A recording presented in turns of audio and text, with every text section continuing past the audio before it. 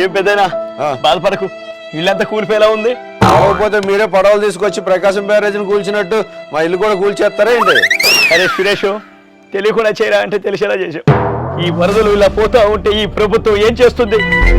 కనీసం ఇలాంటి పరిస్థితులలో ఒక పూట భోజనం పెట్టే పరిస్థితి కూడా లేదు ఈ ప్రభుత్వం. నేను చూస్తుంటే 2 రోజులు అవుతుంది భోజనం చేసి.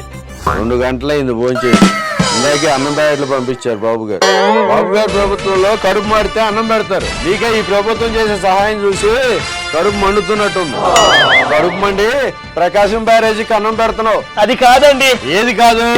అవసరమైన పులిహార మాటలు పక్కన పెట్టి ఈ సమయంలో 4 పులిహార ప్యాకెట్లన్నా పంచు, పుణ్యం అన్నా వస్తుంది. చెప్తే అర్థం కదా, ₹1 కోటి వసూలు వస్తా ఉన్నా అక్కడ నేను. 4 పాల ప్యాకెట్లు వ్యాన్ లోంచి పడేసి ₹1 కోటి పంచానంటావా?